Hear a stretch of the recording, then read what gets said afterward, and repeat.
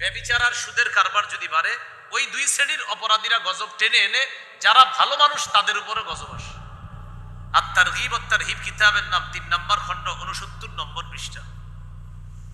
এই হাদিসের মধ্যে আছে ইজা যাহারার রিবা ওয়াজ জিনা ফি ক্বরিয়া, কোন এলাকার মধ্যে যদি দুটি অপরাধ বেড়ে যায়, ১ নাম্বার সুদের কারবার, ২ নাম্বার ব্যভিচার, قد أحلوا بأنفسهم عذاب الله, এই মানুষগুলা আল্লাহর গজব দুনিয়াতে টেনে নিয়ে আসে। আল্লাহ গজব দিতে চায় না, ব্যভিচার আর সুদি কারবারে যারা জড়িয়ে আছে তারা গজবটা টাইনা নিয়ে আসে। আল্লাহ দুটি ভয়ঙ্কর অপরাধ থেকে এলাকাকে হেফাজত করে। কয় নাম্বার গেল? ৫।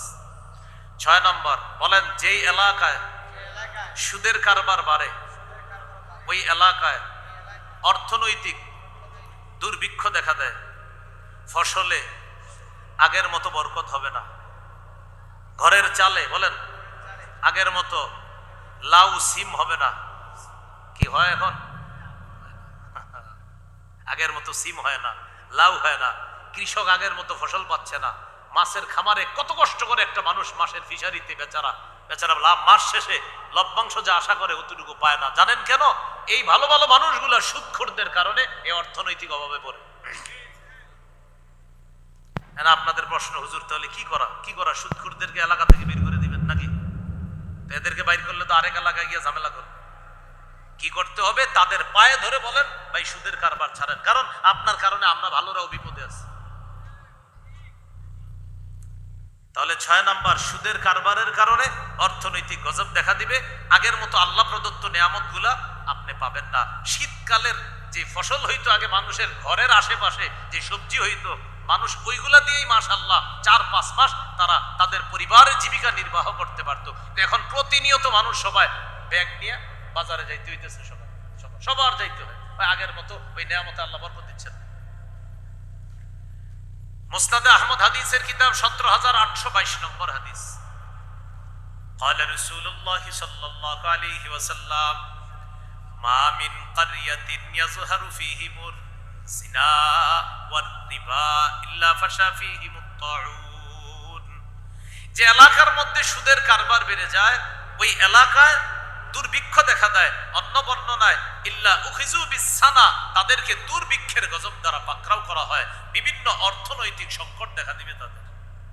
এই হাদিসে আরেকটা অংশ আছে, ওমা মিন কওমিন ইয়াজহারু ফীহিমুর রাশাবা রিশা ইল্লা উখিজু বিররুবি, যে এলাকায় ঘুষের কারবার বেড়ে যায় ওই এলাকার সাহসী যুবক যারা, তারাও সাহস হারা হয়ে যায়, হিম্মত হারা হয়ে যায়। এলাকায় জিহাদের ঘোষণা দেন, সবাই হাত তুলবে, কিন্তু যখন মাঠে রওনা করবেন কেউ যাবে না। কারণ কি জানেন? সাহসী যুবকরাও এখন হিম্মত হারা। কেন? ঘুষখোরদের কারণে এই সাহসী যুবকদের সাহস হারা হয়ে যাচ্ছে। এটা হাদিসে আসছে, যেই দেশে ঘুষের কারবার বেশি হবে ওই দেশে মানুষ সাহস হারা হবে। আমাদের বাংলাদেশে তো ঘুষ নাই। এদেশে মুসলমান কয় ভাগ? ৯০ ভাগের বেশি। বলেন কয় পার্সেন্টের বেশি?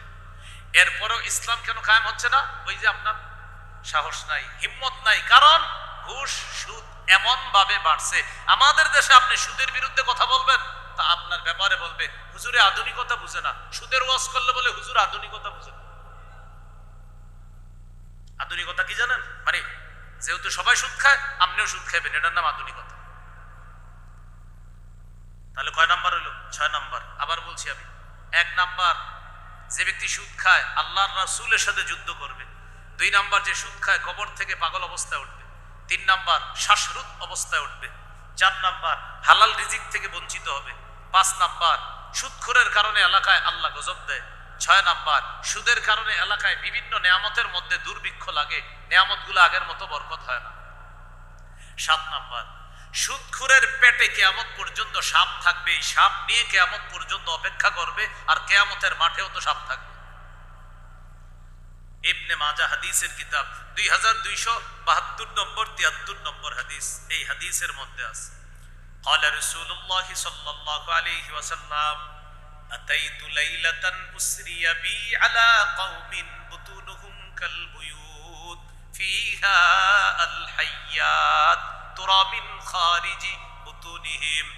রাসূলুল্লাহ সাল্লাল্লাহু আলাইহি সাল্লাম বলেন, মেরাজের রাতে একদল মানুষের পাশ দিয়ে গেলাম, আমি দেখলাম তাদের পেটগুলা বিশাল বড়, বাড়ির মতো। পেটের বাহির থেকে দেখা যায় সাপ দৌড়ায় পেটের ভিতরে। আমি জিবরিল আমিনকে জিজ্ঞাসা করলাম, মানহা উলা ইয়া জিবরিল, জিবরিল এরা কারা? জিবরিল আমিন জবাব দিলেন, হা উলাই আকালাতুর রিবা ইয়া রাসূলুল্লাহ, হুজুর এরা সুদখোরের দল, কিয়ামত পর্যন্ত তাদের পেটে সাপ থাকবে। ভাই আপনারা মাঠে আছেন সবাই? কয় নাম্বার গেল? 7।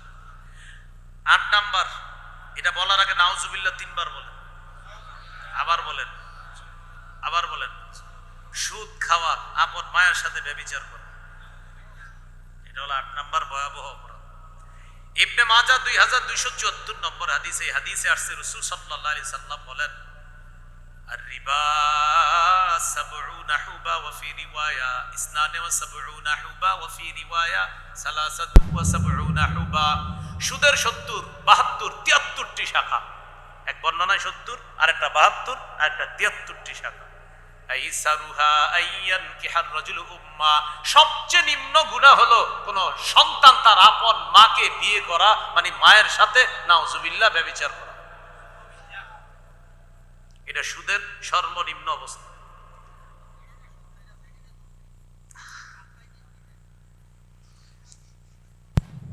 তো মা বোনরা যারা ওয়াজ শুনতেছেন, আপনি আপনার সন্তানকে সুদ খাইতে দিয়েন না, আপনিও সুদ খায়েন না। স্ত্রী যারা আছেন, আপনি আপনার স্বামীকে সুদ খাইতে দিয়েন না, আপনিও সুদ খায়েন না। আল্লাহ আমাদেরকে হেফাজত করেন। কিস্তিতে যারা সুদ দেন এগুলো করেন না। আশা, ব্রেক, হতাশা, নিরাশা, ভালোবাসা বিভিন্ন নামে আছে, হ্যাঁ, এগুলাতে দিবেন না। এই কিস্তি সুদ কম বেশি হারাম। 4 আনা সুদ খাওয়া এটাও সুদ, 4 কোটি সুদ খাওয়া এটাও সুদ। সুদ সুদ সুদ কি সুদ। কয় নাম্বার গেল? 8 নাম্বার। 9 নম্বর, যে ব্যক্তি সুদ খায় ওই ব্যক্তি কিয়ামত পর্যন্ত এক তো পেটে সাপ থাকবে, দ্বিতীয়ত রক্তের নদীতে সাঁতার কাটতে কাটতে কিয়ামতের আগ পর্যন্ত শুধু চেষ্টা চালাবে, নদীর কিনারায় আসতে চাইবে, কিনারায় উঠতে পারবে না, কিনারায় উঠতে পারবে না। আপনারা কিন্তু কেউ উঠাউঠি করবেন না। আলোচনা আমি আলোচ্য বিষয়ের উপরে শেষ করবো, একটু শোনেন। এই আলোচনাটাকে আমি নিজের পক্ষ থেকে করতেছি না, কর্তৃপক্ষ দিছে, অতএব আপনারা উঠার কথা না, কারণ আপনারাই এলাকাবাসী দিচ্ছেন এই ওয়াজ করার জন্য। আমি তো আমার পছন্দ মতো ওয়াজ করতেছি না, ওয়াজ করতেছি আপনাদের চাহিদা অনুযায়ী। গতকাল রাত 11টার দিকে আমারে যিনি মাহফিল রাখছে উনি বললেন আগামীকাল এশার পরে বলছে সুদ বিষয়ে ওয়াজ করার জন্য। তাহলে কি আমি করলাম না? হুজুর ওনারাই বলছে। অতএব আপনারা ওয়াজটা পুরোটা শুনতে হবে, শোনার পর আপনি আসলে অপকর্মটা ছেড়ে দিতে হবে। যেহেতু আপনারাই বলছেন হুজুর এই ওয়াজটা করেন, এর মানে আমরা এই অপরাধটা ছেড়ে দিব। বলেন ইনশাআল্লাহ। তাহলে 9 নাম্বার শাস্তি, সুদ যে খাবে পেটে সাপ থাকবে, আর কিয়ামত পর্যন্ত নদীর কিনারায় উঠতে চাবে কিন্তু উঠতে পারবে না। এইভাবে সাঁতার কেটে কেটে বারবার কিনারায় যাবে আর পাথরের আঘাত খেয়ে আবার মাঝখানে চলে যাবে। দলিল সহিহ বুখারী 2085 নম্বর হাদিস। এই হাদিসের মধ্যে আছে রাসূলুল্লাহ সাল্লাল্লাহু আলাইহি সাল্লাম বলেন, রাআইতুল লাইলাতা রাজুলাইনি আতায়া, আমি রাতে 2 ব্যক্তিকে দেখলাম আমার কাছে আসছে। ফাখরাজানি ইলা আরদিন মুকদ্দাসা, আমাকে নিতে নিতে একটা সুন্দর জমিনের কাছে নিয়ে নিছে। যাইতে যাইতে হাত্তা আতাইনা আলা নাহরিম মিন দাম, একটি নদীর কাছে গেলাম। নবীজি বলেন নদীর মধ্যে তাকাইলাম, তাকায়া দেখলাম নদীর পানির কালার হলো রক্তের মতো লাল। পানির কালার কি থাকে? পানি, কিন্তু এটা কিসের মতো? নবীজি বলেন হঠাৎ আমি তাকায় দেখি নদীর মাঝখানে একজন ব্যক্তি দাঁড়িয়ে আছে। ওয়ালা ওয়াসতিন নাহরি রাজুলুন বাইনা ইয়াদাইহি হিজারা, নদীর কিনারায় এক ব্যক্তি, তার সামনে পাথর আর পাথর, চারপাশে পাথর। এবার মাঝখানের লোকটা সাঁতার কাটা শুরু করছে, সাঁতার কাটতে কাটতে কিনারায় আসে। যেই লোকটা নদীর কিনারা আছে তিনি একটা পাথর নিয়ে তার মুখ বরাবর মারে। ফাআলকামাহু হাজারা, পাথরটা সোজা মুখের ভিতর ঢুকে যায়। পাথরের আঘাত খেয়ে লোকটা আবার নদীর মাঝখানে চলে যায়। এইভাবে লোকটা বারবার নদীর কিনারায় আসে। নবীজি বলেন কুল্লামা রাজা, যখনই লোকটা ফেরত আসতে চায় নদীর কিনারায়, রদ্দাহু হাইসু কানা, তখনই আবার নদীর মাঝখানে পাথরের আঘাতে চলে যায়। এই আঘাতে আঘাতে মুখ দিয়ে রক্ত পড়তে পড়তে পানির কালার পুরাটা রক্ত, আর সাঁতার কাটতেছে। আমি জিবরিল আমিনকে বললাম, জিবরিল এটা কি দেখলাম, বিষয়টা কি বুঝলাম না। জিবরিল আমিন বললেন, হুজুর আল্লাযী রাআইতাহু ফিন নাহরি আকিলুর রিবা, যারে আপনি রক্তের নদীতে সাঁতার কাটতে দেখলেন, এটা সুদখোর। এক তো পেটে সাপ থাকবে, দ্বিতীয়ত কিয়ামত পর্যন্ত কিনারায় যেতে চাবে কিন্তু যাইতে পারবে না, এটা তার সুদ খাওয়ার শাস্তি। আল্লাহ আমাদেরকে তওবা করার নসিব করেন, সুদের কারবার ছেড়ে দেওয়ার তৌফিক দান করেন। আজকে মারা গেলে কালকে এই মুহূর্তে আমার আপনার আমাদের একদিন হয়ে যাবে, কিন্তু আমি আপনার জন্য সুদের কারবার অবস্থায় দুনিয়া থেকে না যাই। আমাদের কারো না কারো কাফনের কাপড় দোকানে এসেছে, বাজারে চলে এসেছে, আমার আপনার কারো জানা নাই, নিশ্চিত কারো কাফন চলে এসেছে। কিন্তু বিষয়টা যদি এমন হয় যে যে ব্যক্তি সুদের কারবারে জড়িয়ে আছে ওর কাফনের কাপড়টাও যদি চলে এসে থাকে, বাবা আপনি সুদ ছেড়ে দেন, ভাই সুদ ছেড়ে দেন, আব্বা সুদ ছেড়ে দেন, বন্ধু সুদ ছেড়ে দেন, সহপাঠী সুদ ছেড়ে দেন, সমবয়সী সুদ ছেড়ে দেন, বয়সে কম আছেন সুদ ছেড়ে দেন, আল্লাহর কসম বলছি আমার নবী যা বলেন সত্য কথা বলেন, ছেড়ে দেন। এটা কয় নাম্বার গেল? 9 নম্বর। 10 নম্বর, সুদ খাওয়া দুনিয়া বরবাদ করা, আখেরাত বরবাদ করা। ব্যাখ্যা চাইতে পারেন, হুজুর দুনিয়া বরবাদ কিভাবে একটু বুঝান। আগে আখেরাতেরটা বলি। আখেরাত বরবাদ তো সহজে বুঝছেন যে আখেরাতে শাস্তি। দুনিয়া বরবাদটা কিভাবে? আপনার সুদী লেনদেনে কে লালিত পালিত হচ্ছে? আপনার স্ত্রী, আপনার সন্তানরা, ওদের জীবনটাও আপনি ধ্বংসের মুখে ঠেলে দিচ্ছেন, এটা হলো দুনিয়ার বরবাদ। সহিহ বুখারীর বর্ণনা 2766 নম্বর হাদিস। এই হাদিসের মধ্যে আছে قال رسول الله صلى الله عليه وسلم اجتنبوا السبع الموبقات। নবীজি বলেন 7টি ধ্বংসাত্মক অপরাধ থেকে বেঁচে থাকো। কয়টি ধ্বংসাত্মক অপরাধ? قالوا وما هن يا رسول الله।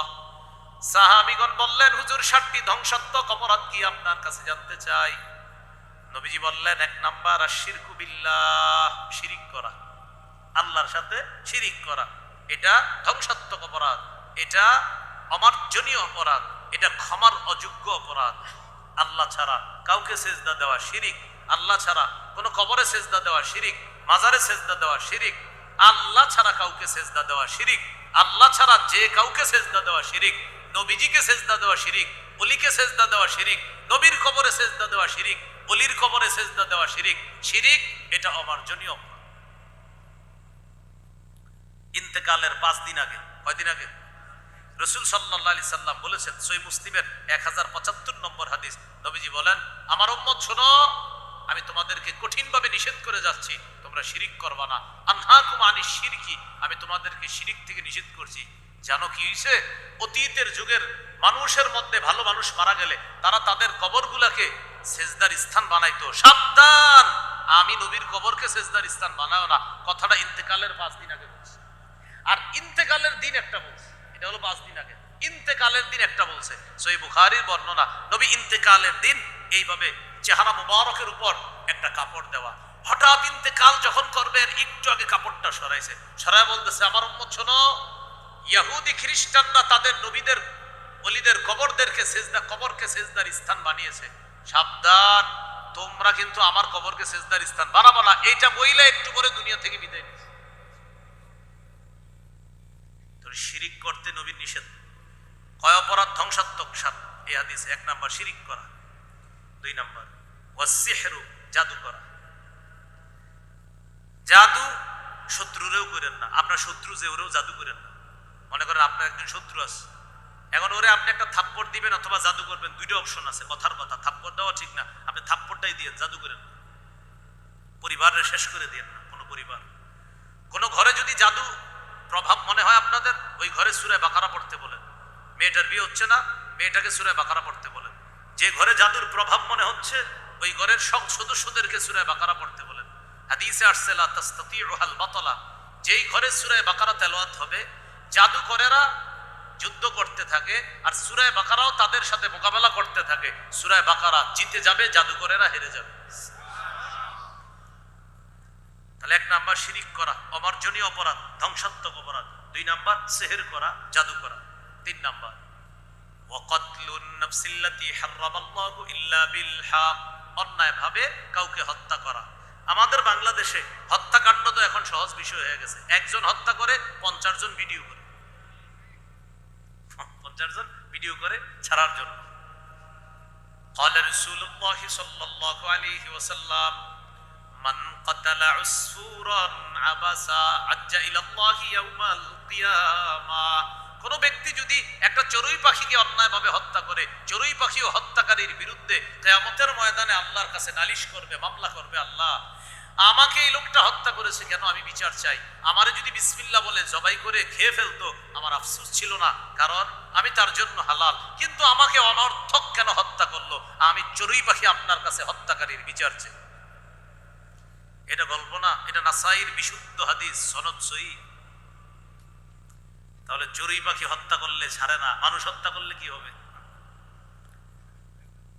তাহলে গেল 3 নাম্বার, 1 শিরিক করা যাবে না, 2 সেহের করা যাবে না, 3 মানুষ হত্যা করা নিষেধ। 4 ওয়া আকলুর রিবা, সুদ খাওয়া। বলছিলাম না 7টা ধ্বংসাত্মক অপরাধ, এই যে 4 নাম্বার সুদ খাওয়া। সুদ খাইলে দুনিয়া বরবাদ, আখিরাত তো বরবাদ আছেই। দুনিয়াতে যাদের জন্য খাইতেছেন ওদের জীবনটা আপনি কঠিন এক বিপদের সম্মুখীন করে যাচ্ছেন। অভিভাবক যারা আছেন, আপনি সুদের কারবার করেন না, আপনি কার জন্য করতেছেন? যার জন্য করতেছেন আপনি মারা যাওয়ার পর। আগে তো মোটামুটি মনে করতো মানুষ মারা গেলে যে হারে অমুকে মারা গেছে, একটু কষ্ট পাইতো, এখন আর অত মনে করে না। সকালে মারা গেছেন, বিকালে আপনার ঘরে টিভি দেখবে সবাই, বলবে বাচ্চাদেরকে সামাল দেওয়া যাইতেছে না তো, টিভিতে কার্টুন ছাড়ছে, কেন? আর বাচ্চাগুলা জ্বালাইতেছে, বাস টিভি দেখা শুরু হয়ে গেছে, মৃত ব্যক্তির ঘরে টিভি চলা শুরু হয়ে গেছে। আগে তো মানুষ মানুষকে খুব মনে করতো, আরে একসাথে নামাজ পড়ছি, কতদিন একসাথে আসছি, অনেক মনে করতো। এখন আর না। আপনারে একদিন ওই মাটি দিয়ে আসবে, আসার পরে আপনার ছেলে মেয়েরা শুরু করবে হিসাবের কাজগুলা সেরে ফেললে ভালো হয়, কাজগুলা সেরে ফেললে ভালো হয়, বাস আপনার সুদি বলেন মূলধন বলেন হিসাব শুরু হয়ে যাবে। 2-3 দিন আপনারে কয়েকদিন একটু মনে করবে, আপনার স্ত্রী 4 মাস 10 দিন মনে রাখবে, যেহেতু নিয়ম এই জন্য মনে রাখতে পারে। তাও ইদানিং খালে ওই রমণীরা 4 মাস 10 দিন আর অপেক্ষা করে না, আগে আগে বের হয়ে যায়, যদি ওটা জায়েজ নেই। এরপরে খাল্লি বাল্লি খালাস, কে আপনি, কোথায় আপনি, কে আপনি ছিলেন, এই এলাকার কে ছিলেন? 1 বছর পরে এলাকাবাসীর কেউ আপনার মনে করবে না, আপনি যে এলাকার কেউ ছিলেন এটাই সবাই বলে। কোরআন হাদিসে সুদ ব্যক্ত করা হয়েছে যে আরবির মাধ্যমে, সে আরবিটা হলো রিবা। রিবার যে বাংলা আমাদের কাছে পরিচিত সেটা হলো সুদ, যেটা ইংরেজিতে অনেকে বলে ইন্টারেস্ট। রিবার আবিধানিক অর্থ হলো অতিরিক্ত। হাদিসের মধ্যে রিবার সংজ্ঞা এসেছে এইভাবে, হাদিসের কিতাব আল জামিউস সগীর, এই কিতাবের 6318 নম্বর হাদিস, আলী রাদিয়াল্লাহু তাআলা আনহুর বর্ণনা। তিনি বলেন, কুল্লু খরজিন জাররা মানফাআতান ফাহুয়া রিবা, প্রত্যেক এমন ঋণ যে ঋণের বিনিময়ে কিছু লাভ আশা করা যায় এটাই সুদ। প্রত্যেক এমন ঋণ যে ঋণের বিনিময়ে কিছু লাভ পাওয়া যায় এটাকেই সুদ বলে। হাদিসের একটা কিতাব আছে নাম মুসান্নাফ আব্দুর রাজ্জাক, এই কিতাবের 14362 নম্বর হাদিস, আব্দুল্লাহ ইবনে আব্বাস রাদিয়াল্লাহু তাআলা আনহুমার বর্ণনা। তিনি বলেন, ইন্নামার রিবা আখিরলি ওয়া আযীদুক, সুদ বলা হয় ঋণ গ্রহীতা ঋণদাতাকে এই কথা বলা, তুমি আমাকে একটু সময় বাড়ায় দাও, আমি তোমারে কিছু টাকা বাড়ায় দিব, এটা সুদ। আগামী মঙ্গলবারে আগামী শুক্রবারে একজনের টাকা দেওয়ার কথা, ঋণ গ্রহীতা যিনি ঋণদাতাকে টাকা দিবে আগামী শুক্রবার, হঠাৎ ঋণদাতাকে বলল, ভাই শুক্রবারে টাকাটা দেওয়ার কথা, আমি দিতে পারতেছি না, যদি আরো 2-3টা দিন সময় বাড়ায় দাও, তোমারে কিছু টাকাও বাড়ায় দাও। সুদ, এটা কি সুদ। সহিহ মুসলিমের হাদিস 1557 নম্বর হাদিস, 1587 নম্বর হাদিস। হাদিসের বর্ণনাকারী উবাদা ইবনুস সামিত রাদিয়াল্লাহু তাআলা তিনি বলেন, ইন্নী সামি'তু রাসূলুল্লাহি সাল্লাল্লাহু আলাইহি ওয়াসাল্লাম ইয়ানহা আন বাই'আদ যাহাবি বিয-যাহাবি ওয়াল ফিদ্দাতি বিল ফিদ্দাতি ওয়াল বুররি বিল বুর والشعير بالشعير والتمر بالتمر والملح بالملح إلا سواء بسواء عينا بعين فمن زاد أو ازداد فقد أربى। রাসূলুল্লাহ সাল্লাল্লাহু আলাইহি সাল্লাম স্বর্ণের বিনিময়ে স্বর্ণ, রূপার বিনিময়ে রূপা, গমের বিনিময়ে গম, জবের বিনিময়ে জব, খেজুরের বিনিময়ে খেজুর, লবণের বিনিময়ে লবণ কম বেশি করে লেনদেন করতে নিষেধ করেছে। সমান সমান হলে লেনদেন করা যাবে। স্বর্ণ স্বর্ণ এক জাতীয় না আলাদা? এই যে এই হাতে স্বর্ণ স্বর্ণ, দুই স্বর্ণ, স্বর্ণ স্বর্ণ এক না? স্বর্ণের বিনিময়ে স্বর্ণ সমান সমান হলে জায়েজ, বেশি হলে সুদ। রূপার বিনিময়ে রূপা, এক জাতীয় জিনিস, সমান সমান হলে লেনদেন ঠিক আছে, বেশি কম হয়ে গেলে সুদ হবে। কিন্তু যদি বিষয়টা এমন হয় স্বর্ণের বিনিময়ে রূপা, রূপার বিনিময়ে স্বর্ণ, কম বেশি জায়েজ। দেখেন তো স্বর্ণের বিনিময়ে রূপা দুইটা কি এক না আলাদা? এই আলাদা জিনিসে কম বেশি জায়েজ। সহিহ বুখারীর বর্ণনা 2175 নম্বর হাদিস। এই হাদিসের মধ্যে আছে قال رسول الله صلى الله عليه وسلم لا تبيعوا الذهب بالذهب إلا سواء بسواء والفضة بالفضة إلا سواء بسواء وبيعوا الذهب بالفضة والفضة بالذهب كيف شئتم। রাসূলুল্লাহ সাল্লাল্লাহু আলাইহি সাল্লাম বলেন, স্বর্ণের বিনিময়ে স্বর্ণ, রূপার বিনিময়ে রূপা, এই এক জাতীয় জিনিস। বাহিরের আওয়াজটা একটু কমায় দেন ভাই। তোমরা লেনদেন করবা না সমান সমান ছাড়া। হাদিসের শেষে নবী বলেন, ওয়াবিউদ যাহাবা বিল ফিদ্দা ওয়াল ফিদ্দাতা বিয-যাহাবি কাইফা শি'তুম। তবে স্বর্ণের বিনিময়ে রূপা, রূপার বিনিময়ে স্বর্ণ তোমরা যেভাবে পারো লেনদেন করতে পারো, কারণ স্বর্ণ আর রূপা এটা আলাদা, এটা তোমরা কম বেশি করে লেনদেন করতে পারো। তাহলে এক জাতীয় জিনিস কম বেশি হয়ে গেলে সুদ, ভিন্ন জিনিস কম বেশি হলে জায়েজ। এবার যদি বুঝে থাকেন বলেন, এক জাতীয় জিনিস কম বেশি হলে কি হবে? সুদ। 20 টাকা ঋণ দিলেন কাউকে, কত টাকা নিতে হবে? 20 টাকা। বলেন তো 20 টাকার বিনিময়ে কত টাকা? 20 টাকা 20 টাকা, দুইটা কি এক জাতীয় না আলাদা? 20 টাকার বিনিময়ে যদি 21 টাকা নেন, কত টাকা সুদ হবে? আল্লাহ আমাদেরকে হেফাজত করেন। তাহলে এই জাতীয় গর্হিত অপরাধ থেকে আমরা বেঁচে থাকার চেষ্টা করব, আল্লাহ তৌফিক দান করেন। বিদায় হজের ভাষণে রাসূলুল্লাহ সাল্লাল্লাহু আলাইহি সাল্লাম বলেন, সহিহ মুসলিমের বর্ণনা 2840 নম্বর হাদিস। قال رسول الله صلى الله عليه وسلم ألا كل شيء من أمر الجاهلية تحت قدمي موضوع وربا الجاهلية موضوع। রাসূলুল্লাহ সাল্লাল্লাহু আলাইহি সাল্লাম বলেন, শোনো, জাহিলি যুগের যত কুসংস্কার আছে সব আমার পায়ের নিচে, সব নিষিদ্ধ। ওয়ারিবাল জাহিলিয়াতি মাউদুউন, জাহিলি যুগের সুদ প্রথা এটাও নিষিদ্ধ, জাহিলি যুগের সুদ প্রথা এটাও নিষিদ্ধ, এটাও জায়েজ নেই। এবার আমার সাথে বলেন তো, সুদ জাহিলি যুগের এটা নবীর কিসের নিচে পায়? বলেন, জাহিলি যুগের সুদ এটা নবীর কিসের নিচে? তাহলে সুদ প্রথাটা নবীর কোথায়? এই যুগে যদি কেউ সুদি কারবার করে তাহলে সে এমন একটা কাজ করলো যে কর্মটা কার পায়ের নিচে থাকে? আওয়াজটি কমে গেল আপনাদের? বুঝে শুনে বলতেছেন তো? আল্লাহ আমাদেরকে সুদ থেকে হেফাজত করেন।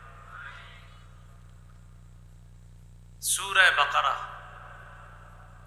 278 নম্বর আয়াতে আল্লাহ বলেন, ইয়া আইয়ুহাল্লাযীনা আমানুত্তাকুল্লাহ,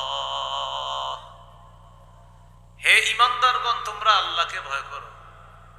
ওয়াযারু মা বাকিয়া মিনার রিবা ইন কুনতুম মুমিনিন, যদি তোমরা মুমিন হও সুদের কারবার ছেড়ে দাও। এই আয়াত কেন নাজিল হলো? মক্কার দুটি গোত্রের ব্যাপারে এই আয়াত নাজিল হয়েছে। এক গোত্রের নাম সাকিফ, আর এক গোত্রের নাম মাখজুমি গোত্র। দুই গোত্রের মাঝে সুদি কারবার হয়েছে। সাকিফ গোত্র আর মাখজুমি গোত্র দুই গোত্রের মাঝে সুদি কারবার হয়েছে কখন? যখন উভয় গোত্র অমুসলিম ছিল। ফালাম্মা জাআল ইসলাম ওয়া দাখালু ফি, যখন ইসলাম আসলো, ইসলামের দাওয়াত আসার পর এই দুই গোত্র কালিমা পড়ে মুসলমান হয়ে গেছে। আলোচনাটা বুঝেন। বলেন তো, দুই গোত্রের মাঝে কি একটা লেনদেন হয়েছে সুদের? কখন? মুসলমান হওয়ার পরে না আগে? এখন তারা উভয় গোত্র কি মুসলমান, লেনদেন এখনো শেষ হয়নি। তালাবাত সাকিফুন আন তাখুযাহু মিনহুম, সাকিফ গোত্র মাখজুমি গোত্রের কাছে বকেয়া পাওনাটা চাইলো, তোমাদের কাছে যে আমরা কিছু পাওনা ছিলাম, সুদ সহ পাওনাটা আমরা ফেরত চাই। বলেন তো, সুদি লেনদেনটা ইসলাম গ্রহণের পরে না আগে? লেনদেন তো আগে। ওয়াজ বুঝেন কিন্তু, একটু অংশ না বুঝে আগে না। লেনদেন হয়েছে কখন? এখন বকেয়া পাওনাটা চাইতেছে কখন? এখন আপনারা মাথাটা বুদ্ধি খাটায় বলেন, এখন যে এক দল আরেক দলের কাছে চাইতেছে, এখন তাদের পরিচয় মুসলমানই তোমার সাথে। তাহলে এক গোত্র আরেক গোত্রের কাছে বলতেছে, আমরা যে তোমাদেরকে ওই যে ঋণটা দিছিলাম, তো ঋণের মূলধন তো ফেরত দিবাই, সুদি একটা চুক্তি ছিল সেটাও দিব। মাখজুমি গোত্র তারা পরামর্শ করে তারা জানায়া দিল, লা নুআদ্দির রিবা ফিল ইসলাম, আমরা এখন মুসলমান, আমরা তোমাদের মূলধন ফেরত দিব কিন্তু সুদ দিব না। কি বললো? আমরা মুসলমান, আমরা মূলধন দিব কিন্তু সুদ দিব না। দেখেন বুঝেন কথাটা, যারা সুদ চাইছে তারাও মুসলমান কিন্তু, আর যারা বলছে দিব না তারাও মুসলমান। এখন দুই দলের ঝগড়া, আমরা মুসলমান হয়েছি কিন্তু আমাকে ঘটনা তো অমুসলমান অবস্থায়, তাই ওটা দিয়ে দাও। কাতাবা আত্তাব ইবনে আসিদিন নাইবু মক্কা ইলা রাসূলিল্লাহ সাল্লাল্লাহু আলাইহি ওয়াসাল্লাম, মক্কার নায়েব রাসূলুল্লাহ সাল্লাল্লাহু আলাইহি সাল্লামের কাছে চিঠি লিখলেন, ইয়া রাসূলুল্লাহ, দুই দলের মাঝে সুদি কারবার হয়েছে ইসলাম গ্রহণের আগে। এখন ইসলাম গ্রহণ করার পর একদল মুসলিম আরেক দল মুসলিমের কাছে বকেয়া মূলধন চাইতেছে, দাও সুদ সহ। নবীজির চিঠি বইরা শোনাইলো, নবী চুপচাপ আছে। ওই মুহূর্তে আল্লাহ সূরা বাকারার 278 নম্বর আয়াত নাযিল করলেন। এই আয়াতটা এটা, ইয়া আইয়ুহাল্লাযীনা আমানুত্তাকুল্লাহ ওয়া যারু মা বাকিয়া মিনার রিবা ইন কুনতুম মুমিনিন, হে ঈমানদারগণ, যদি তোমরা খাঁটি মুমিন হও তাহলে তোমরা বকেয়া সুদের কারবার যেটা হয়েছে এটা ছেড়ে দাও।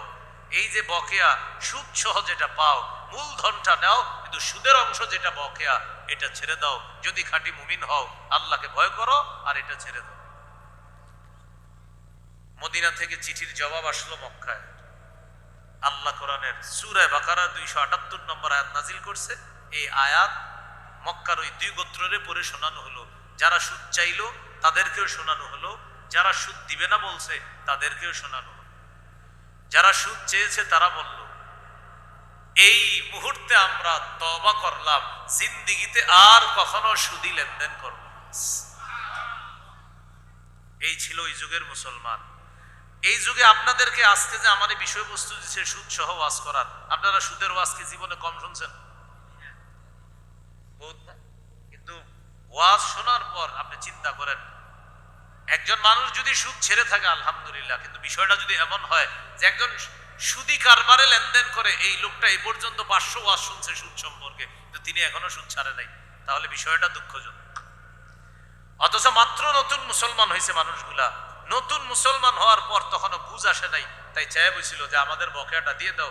আল্লাহ আয়াত নাজিল করছে, সাবধান, যদি মুমিন হও তাহলে এটা নিতে পারবা না। তারা জবাব দিল, মানে কি?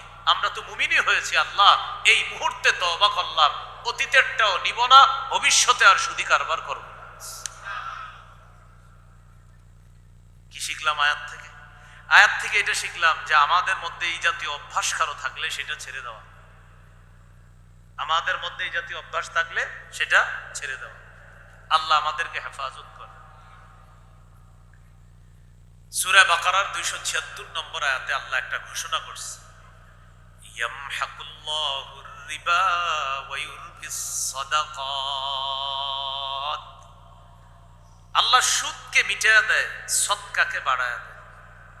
আল্লাহ সুদকে মিটায়া দেয়, সদকাকে বাড়ায়া দেয়। একটু ভেবে চিনতে বলবেন, একটু আগে যারা দান করছেন, অনেকে 1000 টাকা নগদ, 2000 টাকা নগদ দিয়েছেন, 2000 টাকা যে দিলেন, কিছু সময়ের জন্য তো পকেট থেকে 2000 টাকা কমছে, 1000 টাকা কমছে, তাহলে দানে আমাদের চোখে কমছে, আল্লাহ বলতেছে না আমি বাড়াইছি। আর সুদ চোখে কি দেখা যায়? সুদ বাড়ে। একজন আরেকজনের 20 টাকা আপনি তারে ঋণ পরিশোধ করবেন, সে আপনার কাছ থেকে 5 টাকা সুদ দিছে, 25 টাকা, তাহলে কত বেশি গেল? 5। আমাদের চোখে 5 টাকা বেশি গেছে, আল্লাহ বলেন না আমি ওরটা ধ্বংস করছি। তাহলে একটু আমার সাথে বলেন, বলেন আমাদের চোখে সুদ বাড়ে, সদকা কমে। আল্লাহ বলেন সুদ কমে, সদকা বাড়ে। আল্লাহর কথাই চূড়ান্ত সত্য কথা। সূরা রুমের 39 নম্বর আয়াতে এটাই আল্লাহ বলছে, ওয়ামা আতাইতুম মির রিবাল লিয়ারবু ফি আমওয়ালিন নাস ফালা ইয়ারবু ইনদাল্লাহ। তোমরা মানুষকে যে সুদের অংশটা দাও মানুষের সম্পদ বাড়ার জন্য, এটা আল্লাহর কাছে বাড়ে না। ওয়ামা আতাইতুম মিন যাকাতিন তুরিদুনা ওয়াজহাল্লাহ।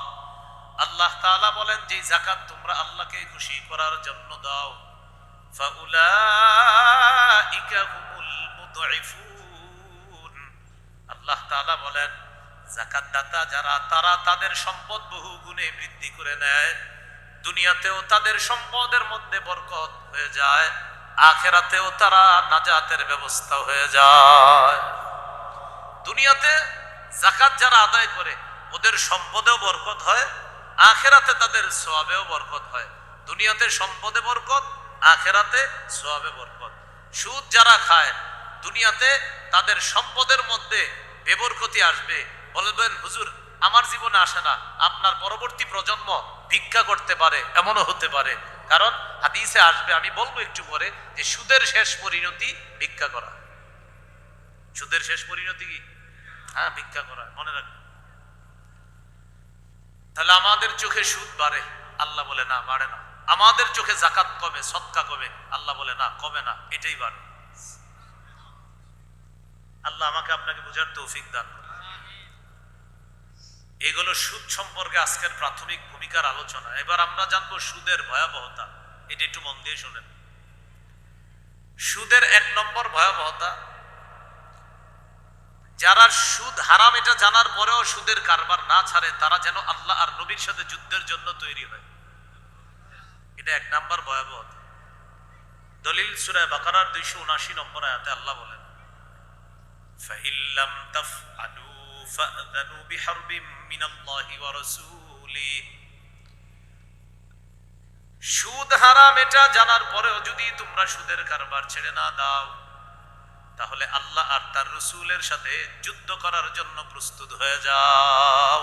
আল্লাহ আর তার নবীর পক্ষ থেকে যুদ্ধের ঘোষণা নিয়ে নাও।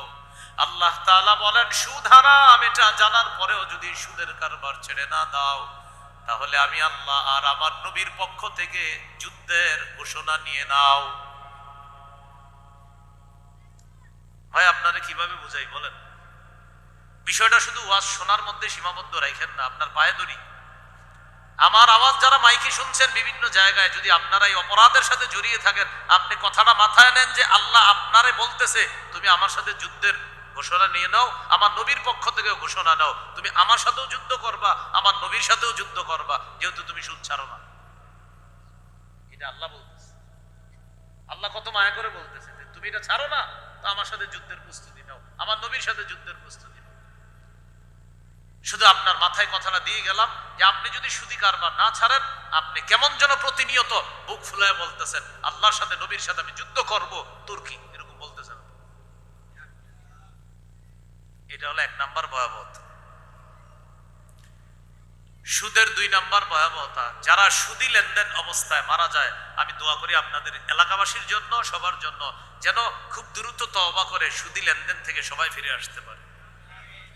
যারা সুদি লেনদেন অবস্থায় মারা যাবে, তারা কিয়ামতের ময়দানে পাগল অবস্থায় উঠবে।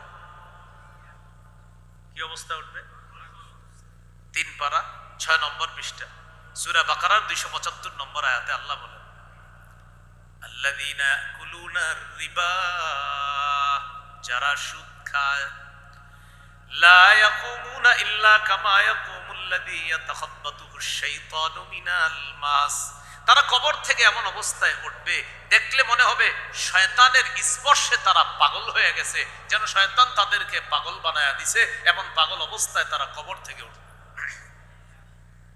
এখন আল্লাহ বলতেছে, জানো ওরা পাগল কেন হবে? আল্লাহ বলে, যালিকা বিআন্নাহুম ক্বালু ইন্নামাল বাইউ মিসলুর রিবা, তারা যুক্তি দিত যে ব্যবসা সুদের মতো, ব্যবসায়ও তুমি লাভ পাও, সুদেও লাভ পাই। এরা এরকম বলতো, মিয়া ব্যবসায়ও লাভ, সুদেও লাভ, এইগুলা তারা যুক্তি দিয়ে বলতো। কিন্তু আল্লাহ বলেন, ওয়া আহাল্লাল্লাহুল বাই'a ওয়া হাররামার রিবা, আল্লাহ ব্যবসাকে হালাল করেছেন, সুদকে আল্লাহ হারাম করেছেন। সুদের লাভ এটা হলো আপনার 28 দিন 27 দিন চুপচাপ ঘরে বসে থাকে, 29 তারিখে ফোন দেওয়া শুরু করে, ভাই মনে আসেনি, তাড়াতাড়ি কিন্তু দিয়ে দিয়েন, 1 তারিখ 2 তারিখে, বেশি যেন দেরি না হয়, দেরি হলে কিস্তিটা বাইরে যাবে। এটা হলো সুদ।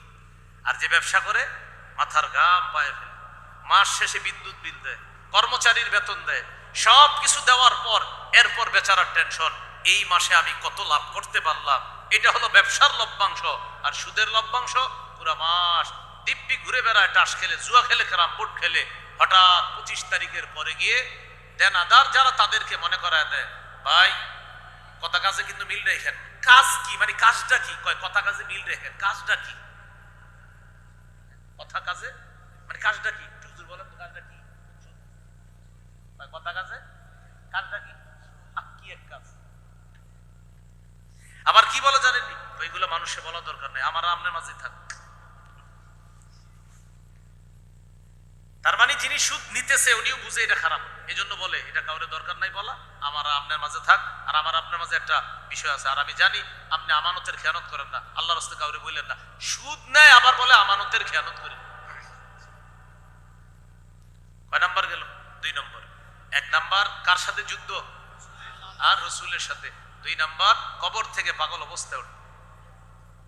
3 নাম্বার আমার দিকে তাকান, সুদখোর কিয়ামতের ময়দানে এমন অবস্থা উঠবে দেখলে মনে হবে ওর গলাটা কেউ চাপ দিয়ে ধরছে, ফাঁস লাগাইলে যেমন কষ্ট হয়, এইভাবে মনে হবে তার গলা থেকে কেউ ফাঁস লাগাইতেছে, আর মুখ দিয়ে শ্বাস বের হয়, নাক দিয়ে বের হয় না, শ্বাসরোধ করা অবস্থায় সুদখোর কিয়ামতের মাঠে উঠবে।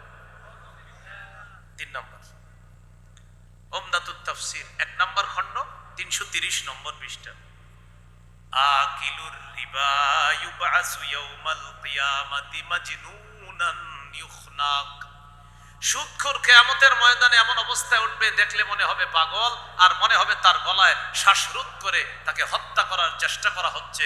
এমন অবস্থায় সুদখোর কিয়ামতের ময়দানে। এরপরে কি লেখা আছে জানেন? ইউকালু লিআকিলির রিবা ফুসিলা হাকালিল হার।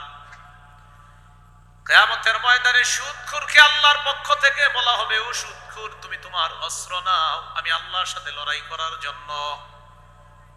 তুমি তোমার অস্ত্রটা নাও আমি আল্লাহর সাথে লড়াই করার জন্য। কিয়ামতের মাঠে আল্লাহ বলবে, ও সুদখোর, অস্ত্র নাও, আমার সাথে লড়াই করবা। আল্লাহ, আমার কি অস্ত্র? তোমার অস্ত্র চিনো না? তোমার অস্ত্র হলো সুদ। কয় নাম্বার গেল? 3। 4 নাম্বারটা গুরুত্ব সহকারে শুনেন। যারা সুদী কারবারের সাথে জড়িয়ে আছে তাদের জন্য আল্লাহর পক্ষ থেকে যে হালাল রিজিক বরাদ্দ ছিল এটা আল্লাহ ছিনায় নেয়। কারণ তুই তো সুদ খাস, আমি হালাল বরাদ্দটা তোর জন্য ছিনায় নিলাম। মানে আমাদের প্রত্যেকের জন্য কিন্তু বরাদ্দ আছে আল্লাহর পক্ষ থেকে, একদম আমাদের জন্মের আগে থেকে আল্লাহর পক্ষ থেকে আমাদের জন্য বরাদ্দ আছে। এখন এই যে আমাদের জন্য বরাদ্দ যেটা, এটা হালাল পন্থায় ছিল, যেহেতু আপনি হারাম পন্থায় নিয়ে আসতেছেন বরাদ্দটা, আল্লাহ ওই হালালটা ছিনায় নেয়। দলিল সূরা নিসা 160-161 নম্বর আয়াতে আল্লাহ বলেন, 4টি অপরাধের কারণে মানুষ হালাল রিজিক থেকে বঞ্চিত হয়। শিখি সবাই, কয় অপরাধে হালাল রিজিক থেকে বঞ্চিত হয়? দেখেন আল্লাহ কি বলে, ফাবিজুলমিম মিনাল্লাযীনা হাদু হাররামনা আলাইহিম তাইয়্যিবাতিন উহিল্লাত লাহুম ওয়া বিসাদ্দিহিম আন সাবিলিল্লাহি কাসীরা ওয়া আখযিহিমুর রিবা ওয়া ক্বাদ নুহু আন ওয়া আকলিহিম আমওয়ালান নাস। 4 অপরাধে হালাল রিজিক থেকে মানুষ বঞ্চিত হয়। 1 নাম্বার জুলুম করার কারণে, 2 নাম্বার মানুষকে আল্লাহর রাস্তায় বাধা দেওয়ার কারণে, 3 নাম্বার ওয়া আখযিহিমুর রিবা ওয়া ক্বাদ নুহু আন, সুদি লেনদেন গ্রহণ করার কারণে, এটা নিষেধ করা হয়েছে, এই সুদের লেনদেনটা করার কারণে। 4 নাম্বার ওয়া আকলিহিম আমওয়ালান নাস, মানুষের সম্পদ অন্যায়ভাবে আত্মসাৎ করার কারণে। এই 4 অপরাধে মানুষের বরাদ্দকৃত হালাল রিজিকটা আল্লাহ ছিনেন। আপনি আরেকজনের জমি নিতেছেন অন্যায় করে, আপনার পাওয়ার আছে, আপনি কলমের খোঁচায় একটা অসহায় মানুষের কিছু জমি আপনি আত্মসাৎ করলেন। এই বেচারা সহজ সরল মানুষ দেখা আপনার কিছু বলতে পারে নাই, আপনি ক্ষমতার জোর খাটিয়ে তার জমিটা নিয়ে গেলেন। জানেন আপনার জন্য হালাল ভাবেই এই পর্যায়ের জমিন আল্লাহ রেখে দিয়েছিল, যেহেতু হারাম পন্থায় নিয়ে নিছেন, আল্লাহ তাআলা আপনার জন্য ওই হালাল বরাদ্দটা ছিনেন। তাহলে বলেন তো, কয় অপরাধে হালাল বরাদ্দ ছিনেন? জুলুমের কারণে, আল্লাহর রাস্তায় বাধা দেওয়ার কারণে, 3 নাম্বার সুদি লেনদেন এটা করার কারণে, 4 নাম্বার মানুষের সম্পদ অন্যায়ভাবে আত্মসাৎ করার কারণে। এই 4টি অপরাধের একটাও যেন আমাদের মধ্যে না থাকে। বিশেষ করে আজকের আলোচ্য বিষয় মাহফিলের যেটা, সেটা হলো সুদি লেনদেন, এটাও যেন আমরা না করি। এখানে আরেকটা কথা বলছে, মানুষের সম্পদ আত্মসাৎ, কারো জমিনের এক টুকরো মাটিও যেন আপনি আত্মসাৎ না করেন। আল্লাহ আমাদেরকে হেফাজত করেন। কয় নাম্বার গেল? 4 নাম্বার। 5 নাম্বার, এটা আমার সাথে একটু বলেন। বলেন, যে এলাকায় 2টি অপরাধ বেড়ে যায়, 1 ব্যভিচার, 2 সুদের কারবার, ওই এলাকায় গজব দিতে না চাইলেও এই 2 শ্রেণীর অপরাধীরা গজব টেনে নিয়ে আসে। মনে করেন এই এলাকা আল্লাহ আযাব দিবেন, ব্যভিচার আর সুদের কারবার যদি বাড়ে, ওই 2 শ্রেণীর অপরাধীরা গজব টেনে এনে যারা ভালো মানুষ তাদের উপরে গজব আসে। আত-তারগীব ওয়াত-তারহীব কিতাবের নাম, 3 নম্বর খণ্ড, 69 নম্বর পৃষ্ঠা। এই হাদিসের মধ্যে আছে, ইজা যাহারার রিবা ওয়াজ জিনা ফি কারিয়া, কোন এলাকার মধ্যে যদি 2টি অপরাধ বেড়ে যায়, 1 নাম্বার সুদের কারবার, 2 নাম্বার ব্যভিচার, قد أحلوا بأنفسهم عذاب الله, এই মানুষগুলা আল্লাহর গজব দুনিয়াতে টেনে নিয়ে আসে। আল্লাহ গজব দিতে চায় না, ব্যভিচার আর সুদি কারবারে যারা জড়িয়ে আছে তারা গজবটা টাইনা নিয়ে আসে। আল্লাহ 2টি ভয়ঙ্কর অপরাধ থেকে এলাকাকে হেফাজত করেন। কয় নাম্বার গেল? 5। 6 নাম্বার, বলেন, যেই এলাকায় সুদের কারবার বাড়ে, ওই এলাকায় অর্থনৈতিক দুর্ভিক্ষ দেখা দেয়, ফসলে আগের মতো বরকত হবে না, ঘরের চালে, বলেন, আগের মতো লাউ সিম হবে না। কি হয় এখন? আগের মতো সিম হয় না, লাউ হয় না, কৃষক আগের মতো ফসল পাচ্ছে না। মাছের খামারে কত কষ্ট করে একটা মানুষ মাসের ফিশারিতে বেচারা লাভ মাস শেষে লভ্যাংশ যা আশা করে অতটুকু পায় না। জানেন কেন? এই ভালো ভালো মানুষগুলা সুদখোরদের কারণে এই অর্থনৈতিক অভাবে পড়ে। আপনাদের প্রশ্ন, হুজুর তাহলে কি করা সুদখোরদেরকে এলাকা থেকে বের করে দিবেন নাকি? এদেরকে বাইর করলে তো আরেক এলাকায় গিয়ে ঝামেলা করবে। কি করতে হবে? তাদের পায়ে ধরে বলেন ভাই সুদের কারবার ছাড়েন, কারণ আপনার কারণে আমরা ভালোরাও বিপদে আছি। তাহলে 6 নাম্বার, সুদের কারবারের কারণে অর্থনৈতিক গজব দেখা দিবে। আগের মতো আল্লাহ প্রদত্ত নিয়ামত গুলা আপনি পাবেন না। শীতকালের যে ফসল হইতো আগে মানুষের ঘরের আশেপাশে, যে সবজি হইতো, মানুষ ওইগুলা দিয়েই মাশাআল্লাহ 4-5 মাস তারা তাদের পরিবারের জীবিকা নির্বাহ করতে পারতো। এখন প্রতিনিয়ত মানুষ সবাই ব্যাগ নিয়ে বাজারে যাইতে হইতেছে, সবার যাইতে হয়। আগের মতো ওই নিয়ামতে আল্লাহ বরকত দিচ্ছেন। মুসনাদে আহমদ হাদিসের কিতাব 17822 নম্বর হাদিস। قال رسول الله صلى الله عليه وسلم ما من قرية يظهر فيهم الزنا والربا إلا فشى فيهم الطاعون। যে এলাকার মধ্যে সুদের কারবার বেড়ে যায় ওই এলাকায় দুর্ভিক্ষ দেখা দেয়। অন্য বর্ণনায় ইল্লা উখিজু বিসানা, তাদেরকে দুর্ভিক্ষের গজব দ্বারা পাকড়াও করা হয়, বিভিন্ন অর্থনৈতিক সংকট দেখা দিবে তাদের। এই হাদিসে আরেকটা অংশ আছে, ওমা মিন কওমিন ইয়াজহারু ফীহিমুর রাশা বা রিশা ইল্লা উখিজু বিররুবি। যে এলাকায় ঘুষের কারবার বেড়ে যায় ওই এলাকার সাহসী যুবক যারা, তারাও সাহস হারা হয়ে যায়, হিম্মত হারা হয়ে যায়। এলাকায় জিহাদের ঘোষণা দেন, সবাই হাত তুলবে, কিন্তু যখন মাঠে রওনা করবেন কেউ যাবে না। কারণ কি জানেন? সাহসী যুবকরাও এখন হিম্মত হারা। কেন? ঘুষখোরদের কারণে এই সাহসী যুবকদের সাহস হারা হয়ে যাচ্ছে। এটা হাদিসে আসছে। যেই দেশে ঘুষের কারবার বেশি হবে ওই দেশে মানুষ সাহস হারা হবে। আমাদের বাংলাদেশে তো ঘুষ নাই। এদেশে মুসলমান কয় ভাগ? 90 ভাগের বেশি। বলেন কয় পার্সেন্টের বেশি? এরপরও ইসলাম কেন কায়েম হচ্ছে না? ওই যে আপনার সাহস নাই, হিম্মত নাই। কারণ ঘুষ সুদ এমন ভাবে বাড়ছে। আমাদের দেশে আপনি সুদের বিরুদ্ধে কথা বলবেন তা আপনার ব্যাপারে বলবে হুজুরে আধুনিকতা বুঝে না। সুদের ওয়াজ করলে বলে হুজুর আধুনিকতা বুঝে না। আধুনিকতা কি জানেন? মানে যেহেতু সবাই সুদ খায় আপনিও সুদ খাইবেন, এটার নাম আধুনিকতা। তাহলে কয় নাম্বার হইল? 6 নাম্বার। আবার বলছি আমি, 1 নাম্বার, যে ব্যক্তি সুদ খায় আল্লাহর রাসূলের সাথে যুদ্ধ করবে। 2 নাম্বার, যে সুদ খায় কবর থেকে পাগল অবস্থায় উঠবে। 3 নাম্বার, শ্বাসরোধ অবস্থায় উঠবে। 4 নাম্বার, হালাল রিজিক থেকে বঞ্চিত হবে। 5 নাম্বার, সুদখোরের কারণে এলাকায় আল্লাহ গজব দেয়। 6 নাম্বার, সুদের কারণে এলাকায় বিভিন্ন নেয়ামতের মধ্যে দুর্ভিক্ষ লাগে, নেয়ামতগুলো আগের মতো বরকত হয় না। 7 নাম্বার, সুদখোরের পেটে কিয়ামত পর্যন্ত সাপ থাকবে। এই সাপ নিয়ে কিয়ামত পর্যন্ত অপেক্ষা করবে, আর কিয়ামতের মাঠেও তো সাপ থাকবে।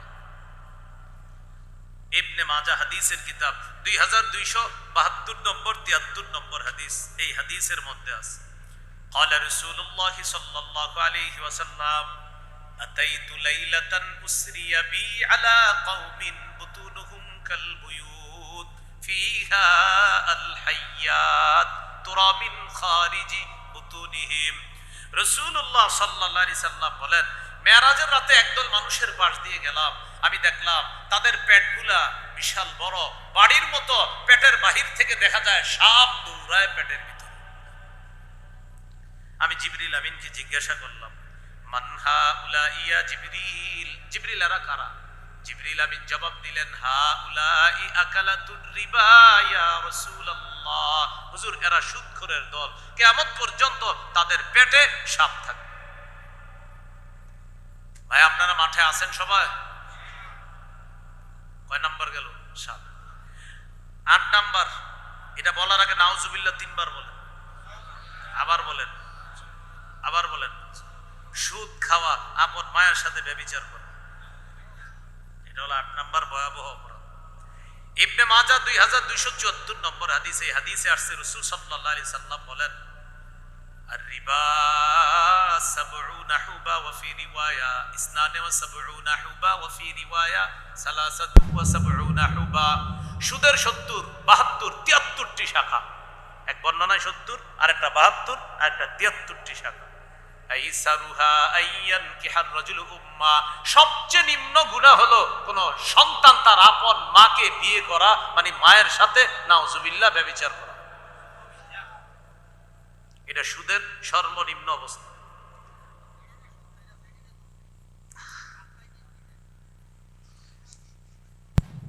তো মা বোনরা যারা ওয়াজ শুনতেছেন, আপনি আপনার সন্তানকে সুদ খাইতে দিয়েন না, আপনিও সুদ খায়েন না। স্ত্রী যারা আছেন, আপনি আপনার স্বামীকে সুদ খাইতে দিয়েন না, আপনিও সুদ খায়েন না। আল্লাহ আমাদেরকে হেফাজত করেন। কিস্তিতে যারা সুদ দেন এগুলো করেন না। আশা, ব্রেক, হতাশা, নিরাশা, ভালোবাসা বিভিন্ন নামে আছে, এগুলাতে দিবেন না। এই কিস্তি সুদ কম বেশি হারাম। 4 আনা সুদ খাওয়া এটাও সুদ, 4 কোটি সুদ খাওয়া এটাও সুদ। সুদ সুদ সুদ কি সুদ।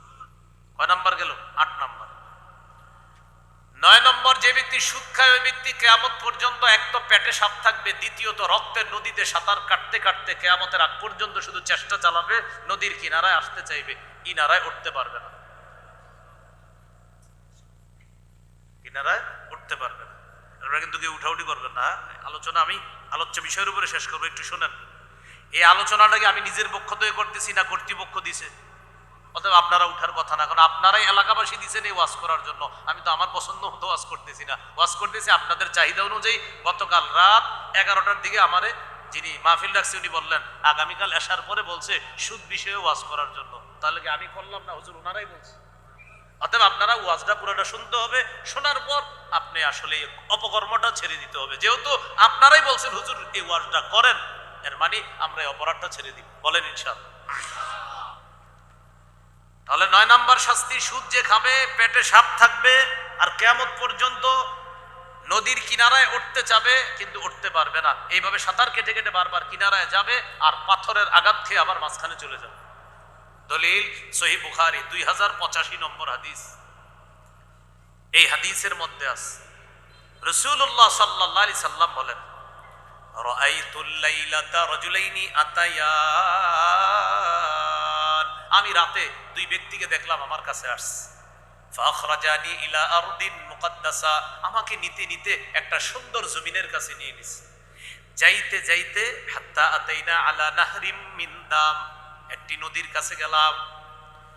নবীজি বলেন নদীর মধ্যে তাকাইলাম, তাকায়া দেখলাম নদীর পানির কালার হলো রক্তের মতো লাল। পানির কালার কি থাকে? পানি, কিন্তু এটা কিসের মতো? নবীজি বলেন হঠাৎ আমি তাকায়া দেখি নদীর মাঝখানে একজন ব্যক্তি দাঁড়িয়ে আছে। ওয়ালা ওয়াসতিন নাহরি রাজুলুন বাইনা ইয়াদাইহি হিজারা, নদীর কিনারায় এক ব্যক্তি, তার সামনে পাথর আর পাথর, চারপাশে পাথর। এবার মাঝখানের লোকটা সাঁতার কাটা শুরু করছে, সাঁতার কাটতে কাটতে কিনারায় আসে। যেই লোকটা নদীর কিনারে আছে তিনি একটা পাথর নিয়ে তার মুখ বরাবর মারে। ফাআলকামাহু হাজারা, পাথরটা সোজা মুখের ভিতর ঢুকে যায়। রাদ্দাহু হাইসু কানা, পাথরের আঘাত খেয়ে লোকটা আবার নদীর মাঝখানে চলে যায়।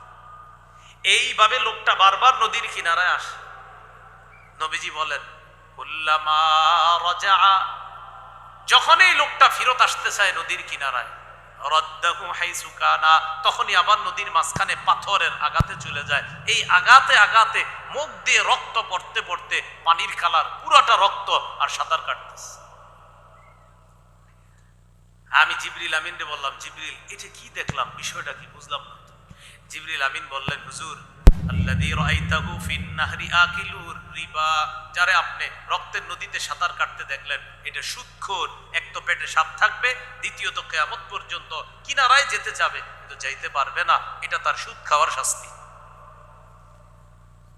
আল্লাহ আমাদেরকে তওবা করার নসিব করেন, সুদের কারবার ছেড়ে দেওয়ার তৌফিক দান করেন। আজকে মারা গেলে কালকে এই মুহূর্তে আমার আপনার আমাদের একদিন হয়ে যাবে, কিন্তু আমি আপনার জন্য সুদের কারবার অবস্থায় দুনিয়া থেকে না যাই। আমাদের কারো না কারো কাফনের কাপড় দোকানে এসেছে, বাজারে চলে এসেছে, আমার আপনার কারো জানা নাই, নিশ্চিত কারো কাফন চলে এসেছে। কিন্তু বিষয়টা যদি এমন হয় যে যে ব্যক্তি সুদের কারবারে জড়িয়ে আছে ওর কাফনের কাপড়টাও যদি চলে এসে থাকে, বাবা আপনি সুদ ছেড়ে দেন, ভাই সুদ ছেড়ে দেন, আব্বা সুদ ছেড়ে দেন, বন্ধু সুদ ছেড়ে দেন, সহপাঠী সুদ ছেড়ে দেন, সমবয়সী সুদ ছেড়ে দেন, বয়সে কম আছেন সুদ ছেড়ে দেন। আল্লাহর কসম বলছি, আমার নবী যা বলেন সত্য কথা বলেন, ছেড়ে দেন। এটা কয় নাম্বার গেল? 9 নম্বর। 10 নম্বর, সুদ খাওয়া দুনিয়া বরবাদ করা, আখেরাত বরবাদ করা। ব্যাখ্যা চাইতে পারেন, হুজুর দুনিয়া বরবাদ কিভাবে একটু বুঝান। আগে আখেরাতেরটা বলি। আখেরাত বরবাদ তো সহজে বুঝছেন যে আখেরাতে শাস্তি। দুনিয়া বরবাদটা কিভাবে? আপনার সুদি লেনদেনে কে লালিত পালিত হচ্ছে? আপনার স্ত্রী, আপনার সন্তানরা। ওদের জীবনটাও আপনি ধ্বংসের মুখে ঠেলে দিচ্ছেন। এটা হলো দুনিয়ার বরবাদ। সহিহ বুখারীর বর্ণনা 2766 নম্বর হাদিস। এই হাদিসের মধ্যে আছে قال رسول الله صلى الله عليه وسلم اجتنبوا السبع الموبقات। নবীজি বলেন 7টি ধ্বংসাত্মক অপরাধ থেকে বেঁচে থাকো। কয়টি ধ্বংসাত্মক অপরাধ? قالوا وما هن يا رسول الله। সাহাবীগণ বললেন, হুজুর 7টি ধ্বংসাত্মক অপরাধ কি আপনার কাছে জানতে চাই। নবীজি বললেন, 1 নাম্বার আশিরকু বিল্লাহ, শিরিক করা, আল্লাহর সাথে শিরিক করা।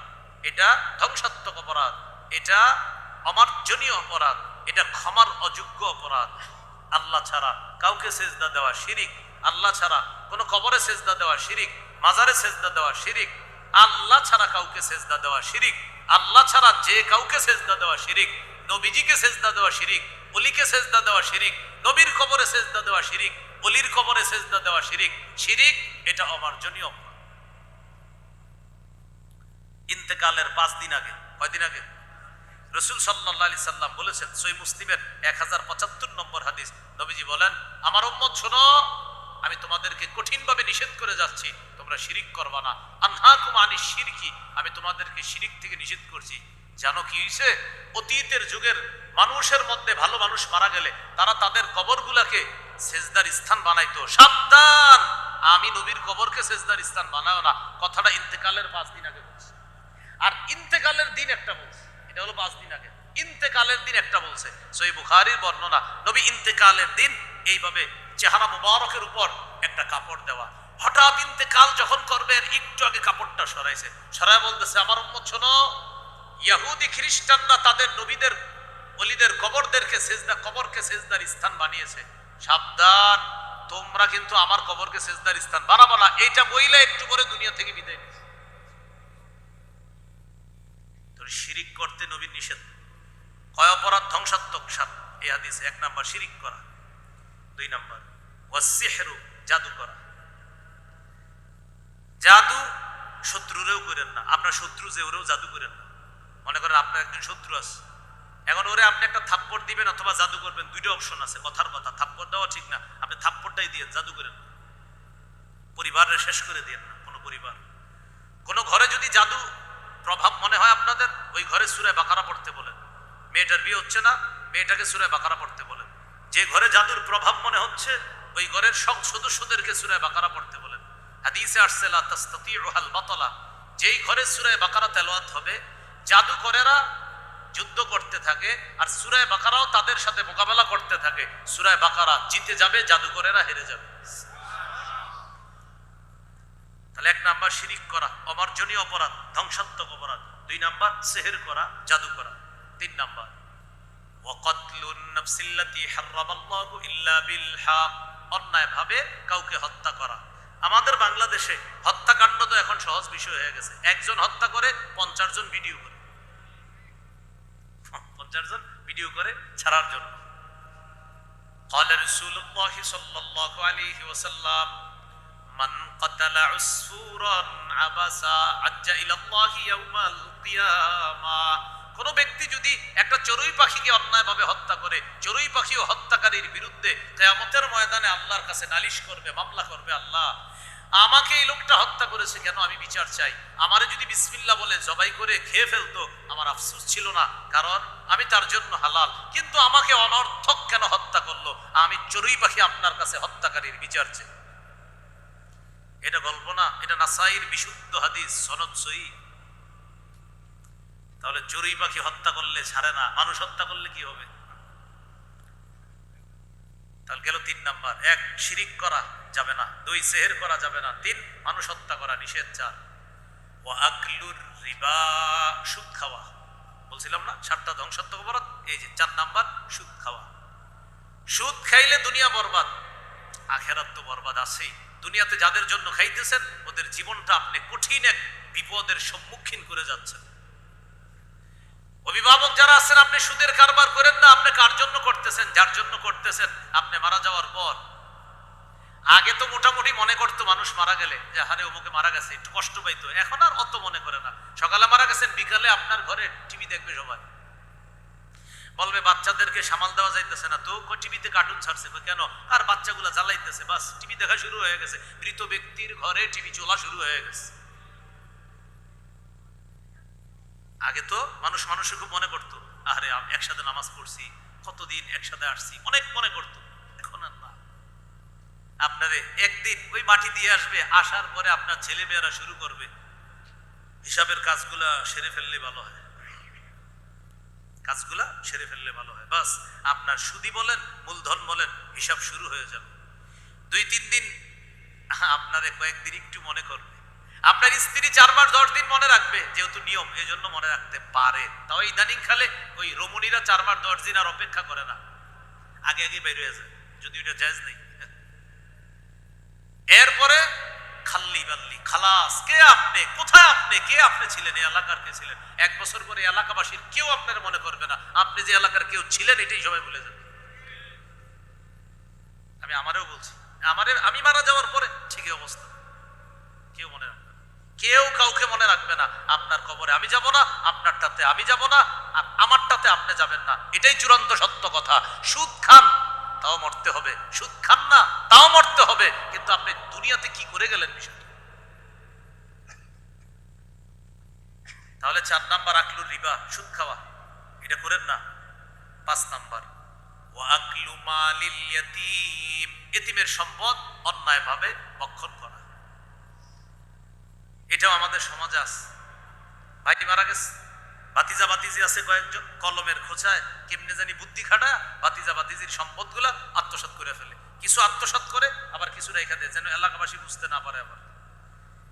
এবার এলাকাবাসী যখন বুঝতে না পারে, হ্যাঁ আবার মনে মনে বলে আল্লাহ বাঁচাইছে, বাইচে গেছি। আল্লাহ বলে বাঁচাইছে, বলে আল্লাহ বাঁচাইছে, আলহামদুলিল্লাহ বাইচে গেছি। বাস ভাড়া 20 টাকা না দিয়া যখন বাসেরতে নামে, অসংখ্য মানুষ আছে এমন, বাস ভাড়া 20 টাকা দেয় না, কন্ট্রাক্টরের ধোকা দিছে, আজকে কন্ট্রাক্টর বুঝে নাই 20 টাকা দেই নেই, আল্লাহ বাঁচাইছে। না, আল্লাহ আপনি মরছেন, আপনি বাঁচেন নাই। মসজিদের জুতা চুরি করে জুতা চুর ধরা না খাইলে মনে করে কি বাইচে গেছি, না বাঁচেন নাই, আপনি মরছেন। কেমনে বাঁচলেন? সারা জীবন সেজদায় পড়ে থাকলেও জুতাওয়ালা আপনারে মাফ না করলে আল্লাহ আপনারে মাফ করবে না, তা আপনি বাঁচলেন কোথায়? এতিমের সম্পদ যারা পেটে খায় তারা আগুন খায়। বলেন এতিমের সম্পদ যারা খায় কি খায়? 4 পারা 17 নাম্বার পৃষ্ঠা শেষের দিকে আছে, ইন্নাল্লাযীনা ইয়াকুলুনা আমওয়ালাল ইয়াতামা যুলমা, যারা এতিমের সম্পদ অন্যায়ভাবে আত্মসাৎ করে, ইন্নামা ইয়াকুলুনা ফি বুতুনিহিম নারা, তারা পেটের মধ্যে আগুন খায়। রাসূলুল্লাহ সাল্লাল্লাহু আলাইহি সাল্লাম বলেন, ইদা আরাদতা আইয়ালিনা কলবুকা ফামসাহ রাসাল ইয়াতীম, তুমি যদি চাও তোমার মনটা নরম হোক তাহলে এতিমের মাথায় হাত বুলাও, তোমার মন আল্লাহ নরম করবে। উচিত ছিল আপনার মন নরম করা, আপনি এমন নরম করছেন মন, মাথায় হাত রেখে মনটা নরম করছেন। করার পর আসো আব্বু আসো, চাচায় ভাতিজারে বুঝায়, ভাতিজিরে বুঝায়, আসো আসো আসো, এখানে একটা সাইন দাও, ও তোমার আব্বাই কি জানি কইরা গেছে, এখানে একটা সাইন লাগবে, সাইন নিয়া কাম গটাই দিস। এগুলো 5 নাম্বার। 6 নাম্বার ওয়াতাওয়াল্লি ইয়াউমা যাহফি, জিহাদের ময়দান থেকে পলায়ন করা, এটা নিষেধ গর্হিত অপরাধ। 7 নাম্বার ওয়াকাযফুল মুহসানাতিল মুমিনাতিল গাফিলাত, সতী সাদী মুমিন নারীর উপর মিথ্যা অপবাদ দেওয়া। এলাকার একটা মেয়ের বিয়ে ঠিক হয়েছে ভালো জায়গায়, এলাকার একজন ছেলে পক্ষকে ফোন দিছে, আসসালামু আলাইকুম, আপনার ছেলের সাথে অমুক এলাকার মেয়ের বিয়ের কথা, আগামী শুক্রবারে বিয়ে ফাইনাল। সবকিছু জানছেন তো মেয়ের? কি জানবো? সব বলে নাই। আরে কি বলবে? সবকিছু যাই না শুনে আগান নাই। আরে কি জানবো বলবেন তো, যেহেতু বিয়ে পাকাপাকি হয়ে গেছে আর কি বলার আছে। আচ্ছা রাখি, আসসালামু আলাইকুম। কি হলো বলেন, কি হবে? বিয়ে ভাঙ্গক বা হোক, একটা কঠিন ব্যস্ত লাগবে। নবী বললেন কাযফুল মুহসানাত, মেয়েটা আসলে ভালো, এলাকাবাসীও বলে ভালো। এই যে আপনি মিথ্যা অপবাদ দিলেন, আপনি দুনিয়াতেও লাঞ্ছিত হবেন, আখিরাতেও লাঞ্ছিত হবেন। বলেন এই 7 অপরাধের মধ্যে সুদ খাওয়া আসেনি? তাহলে সুদ খাওয়া দুনিয়া ধ্বংস করা, আখিরাত ধ্বংস করা। আল্লাহ হেফাজত করেন। কত গেল? 10।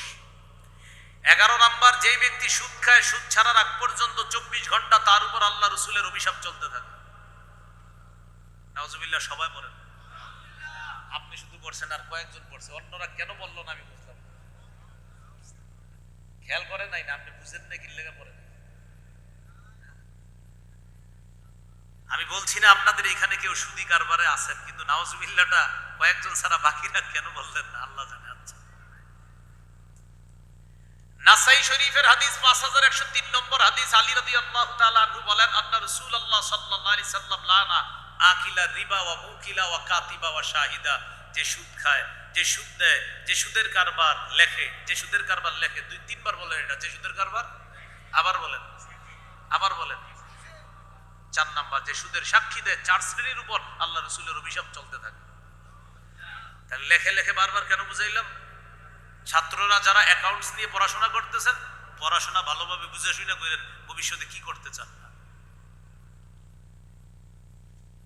তাহলে নবীজি 4 শ্রেণীকে অভিশাপ দিলেন। আকিলা রিবা, সুদখোর, মুকিলা, সুদদাতা, কাতিবা, সুদের লেখক, শাহিদা, সুদের সাক্ষী। 4 শ্রেণীর উপর আল্লাহ রাসূলের অভিশাপ গেল। 11 নাম্বার। 12 নাম্বার, জেনে শুনে সামান্য সুদ খাওয়া 36 বার জিনা করার চেয়ে বড় অপরাধ। মুসনাদে আহমদের 22007 নম্বর হাদিসের বর্ণনা, নবী বলেন, দিরহামু রিবান ইয়াকুলুহুর রাজুল ওয়া হুয়া ইয়ালাম আশাদ্দু মিন 36 জিনা। জেনে শুনে সামান্য পরিমাণ সুদ খাওয়া 36 বার জিনা করার চেয়ে বড় অপরাধ করা। কত গেল? 12। 13 নাম্বার, আল্লাহ না করেন, আল্লাহ না করেন, আমিন বলেন। আল্লাহ না করেন, আমিন বলেন। সুদি লেনদেন অবস্থায় কেউ যদি মারা যায়, আল্লাহ বলেন, আমি আল্লাহ নিজের উপর ওয়াজিব করে নেই ওরে জান্নাত না দেওয়া। মানে আল্লাহর হক হলো জান্নাত না দেওয়া। পরে আল্লাহ দিবে কিনা আল্লাহ জানে, কিন্তু আল্লাহ বলেন, যে নবী বলেন যে আল্লাহ ওয়াজিব করে নেন, না না ওরে আমি জান্নাত দিব না, ও সুদি লেনদেন অবস্থায় মারা গেছে, ওরে আমি জান্নাত দিব। এটা আল্লাহর ফায়সালা। বাকি আল্লাহ দিবে কিনা আল্লাহ জানেন, কিন্তু আল্লাহ নবী বলেন যে এটা হলো আল্লাহর হক, ওরে জান্নাত না দেওয়া।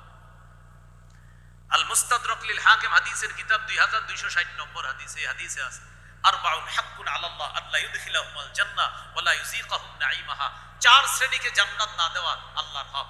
1 নাম্বার, মুদমিনুল খামরি, মদ খায় যে, এই অবস্থায় যদি মারা যায়, যে ব্যক্তি মদ পান করে আর এই অবস্থায় যদি সে মারা যায়। 2 নাম্বার, আকিলুর রিবা, যে ব্যক্তি সুদ খায়। 3 নাম্বার, আকিলু মালিল ইয়াতীম, এতিমের সম্পদ যে অন্যায়ভাবে আত্মসাৎ করে। 4 নাম্বার, আল আকুলি ওয়ালিদাই, পিতা মাতার নাফরমান সন্তান নাফরমান অবস্থায় যদি মারা যায়, নবী বলেন আল্লাহর হক হলো এই নাফরমান সন্তানকে জান্নাত না দেওয়া। 4 শ্রেণীর মধ্যে সুদখোর আছে। এই গেল 13 নাম্বার। 14 নাম্বার, সুদ খাওয়া কিয়ামতের আলামত। সুদ খাওয়া মানে আপনি মনে করবেন আপনি সুদ খাইতেছেন না, আপনার মাধ্যমে একটা আলামত অলরেডি চলতেছে দুনিয়াতে। আত-তারগীব ওয়াত-তারহিব কিতাবের নাম, 3 নম্বর খণ্ড 70 নম্বর পৃষ্ঠা। রাসূলুল্লাহ সাল্লাল্লাহু আলাইহি সাল্লাম বলেন, বাইনা ইয়াদাই সাআতি ইয়াজহারু জিনা ওয়া রিবা ওয়াল খাম। কিয়ামতের আগে 3টি অপরাধ বাড়বে, জিনা, সুদ আর হলো মদ। জিনা, সুদ, মদ। জিনা, সুদ, মদ। নবী বলছে বাড়বে। বলেন আপনারা কবে বাড়বে? বলেন বেড়েছে। তাহলে এই 3টার মধ্যে একটা সুদ গেল। 14 নম্বর। 15 নাম্বার, নবীজি বলেন এমন একটা সময় আসবে আমার উম্মতের সবাই সুদ খাবে। নাউজুবিল্লাহ। সাথে সাথে বলছে নবীজি যে সবাই ডাইরেক্ট সুদ না খাইলেও সুদের হাওয়া সবার গায়ে লাগবে। আবু দাউদের 3331 নম্বর হাদিসের বর্ণনা। রাসূল সাল্লাল্লাহু আলাইহি সাল্লাম বলেন, আমার উম্মতের উপর এমন একটা সময় আসবে, লা ইয়াবকা আহাদুন ইল্লা আকালা রিবা, কেউ বাকি থাকবে না, সবাই মিছিল দিয়ে সুদ খাবে। নবী বলেন, ওয়া ইল্লাম ইয়াকুলহু, ডাইরেক্ট যদিও না খায়, আসাবাহু মিন বুখারিহি, সুদের হাওয়া সবার গায়ে লাগবে। অজান্তে এক ব্যক্তি আপনাকে চা দোকানে 1 কাপ চা পান করাবে, 5 টাকা বিল দিছে, আপনার জন্য গুনাহ হয় নাই চা খাওয়াটা, কিন্তু 5 টাকা সুদের 5 টাকায় বিল দিছে। এই যে সুদের 5 টাকায় বিল দিল, সুদ আপনি ডাইরেক্ট খান নাই, তো হাওয়া পেটে ঢুকে গেছে, যদিও আপনার গুনাহ হয় নাই, কিন্তু আগামী কয়েকদিন ইবাদতে মজা পাবেন না ওই হারামের ছোঁয়া পেটে ঢুকার কারণে। মাঝে মাঝে দেখবেন আপনি হালাল খাইতেছেন কিন্তু ইবাদতে মজা পান না। কি ঘটনা কি? আমি তো হালাল খাই, ইবাদতে মজা পাই না কেন? কে যেন আপনার অজান্তে আপনার পেটে হারাম ঢুকাই দিছে, তাই মজা পাচ্ছেন। কত নাম্বার গেল? 15। 16 নাম্বার সর্বশেষ। বলেন আমার সাথে, সুদের শেষ পরিণতি ভিক্ষা করা। আবার বলেন সুদের শেষ পরিণতি ভিক্ষা করা। বলেন আমার সাথে, ব্যাখ্যা এভাবে করা যায়। সুদি কারবারে চর্ম চোখে একজন ধনী হয়, হাজার মানুষ গরিব হয়। জাকাতে একজন জাকাত দেয়, অন্যরা ধনী হয়। যে ব্যক্তি সুদ দেয় 100 জনের সুদে দিছে, আর যারা সুদ পরিশোধ করছে ওরা এই 100 জন গরিব আরো গরিব হয়েছে, আর একজন কি হয়েছে? ধনী হয়েছে। আর 10 জনে মিলে জাকাত দিছে 100 জন গরিব রে, বলেন গরিব কি ওই টাকা ফেরত দিবে? আর জাকাতে মানুষ ধনী হয়, সুদে মানুষ গরিব হয়। আল্লাহর বিধানে মানুষ ধনী হবে, সুদে মানুষ ভিক্ষা করবে। তাই আমাদের দেশের মূলধন এখনো সুদি কারবার। এই জন্য যতই আওয়াজ উঠুক যে ক্ষুদ্র ঋণের মাধ্যমে এ দেশকে দারিদ্র্যমুক্ত করা হবে, আল্লাহর কসম সুদে দেশ কখনো দারিদ্র্যমুক্ত হবে না, জাকাতে দেশ দারিদ্র্যমুক্ত। জাকাত এদেশের যারা সম্পদশালী, রাষ্ট্রীয়ভাবে আইন করা হোক যে জাকাত দিতে হবে সবার। দেখেন 1 বছর যদি সম্পদশালীরা জাকাত দেয়, আগামী বছর গরিবরা জাকাত দিবে। 1 বছর যদি দেয়। এটার জন্য কি করতে হবে বলেন আমার সাথে, বলেন এটার জন্য ইসলামী রাষ্ট্র লাগবে। ইসলাম প্রতিষ্ঠিত করার জন্য বলেন আমাদের চেষ্টা লাগবে। আজকে থেকে আল্লাহর কাছে বিশেষভাবে দুটি দোয়া করুন। এক, আল্লাহ কিয়ামতের আগে বাংলাদেশে আর যেন কোন নারী শাসক না হয়। 2, আল্লাহ 4 কাজের যোগ্যতা রাখে এমন একজন আদর্শ শাসক আমাদের দেশে তৈরি করে দেন, যার মূল কাজ হবে 4টি, গুণ হবে 10টি। এই দোয়াটা 10 গুণে গুণান্বিত, 4 কাজের যোগ্যতা রাখে একজন আদর্শ শাসক যেন আল্লাহ তৈরি করে দেয়। 4 কাজ কি কি? নামাজ প্রতিষ্ঠিত করা, জাকাত দেওয়া, আর হলো সৎ কাজের আদেশ করা, অসৎ কাজের। তাহলে একটা হলো আপনার নামাজ প্রতিষ্ঠিত, একটা হলো নামাজ প্রতিষ্ঠিত করা, আরেকটা হলো যে নামাজ প্রতিষ্ঠিত করা, আরেকটা হলো জাকাত আদায় করা, আরেকটা সৎ কাজের আদেশ করা, আরেকটা অসৎ কাজের নিষেধ করা। বলেন তো কয় কাজের যোগ্যতা থাকবে? 4 কাজের। মনে থাকবেন ইনশাআল্লাহ। এবার সবাই দিকে তাকান, বলেন তো সুদের ভয়াবহতা কয়টা জানছি? 16টা। কয়টা? 16টা। এবার মন দিয়ে একটু শুনেন। 1, সুদ খাওয়া, আল্লাহ রাসূলের বিরুদ্ধে যুদ্ধের ঘোষণা দেওয়া। 2 নম্বর, সুদ খাওয়া কবর থেকে পাগল অবস্থায় উঠা। 3 নম্বর, শ্বাসরোধ করা অবস্থায় উঠা। 4 নম্বর, সুদ খাওয়া হালাল রিজিক থেকে বঞ্চিত হওয়া। 5 নম্বর, সুদ খাওয়া এলাকায় গজব টেনে আনা। 6 নম্বর, সুদ খাওয়া এলাকার মধ্যে দুর্ভিক্ষ লেগে যাওয়া। 7 নম্বর, সুদ খাওয়া পেটে সাপ থাকা। 8 নম্বর, সুদ খাওয়া মানে হলো কিয়ামত পর্যন্ত রক্তের নদীতে সাঁতার কাটা। 9 নম্বর, সুদ খাওয়া এর মানে হলো দুনিয়া নষ্ট করা, আখিরাত বরবাদ করা। 10 নম্বর, সুদ খাওয়া আপন মায়ের সাথে ব্যভিচার করা। 11 নম্বর, সুদ খাওয়া আল্লাহ রাসূলের অভিশপ্ত উম্মত হওয়া। 12 নম্বর, সুদ খাওয়া 36 বারের চাইতে বেশি জিনার অপরাধ করা। 13 নম্বর, সুদ খাওয়া মানে হলো আল্লাহ না করেন ওই ব্যক্তির জন্য জান্নাত হারাম হয়ে যাওয়া। 15 নম্বর, সুদ যেই ব্যক্তি খায় এই ব্যক্তি এমন একটা অবস্থা হবে, ডাইরেক্ট নাও যদি খায় সুদের হাওয়া তার পেটে যাবে। 16 নম্বর, যে ব্যক্তি সুদ খায় ওরে জানায় দেওয়া, শেষ পরিণতি ভিক্ষা করা।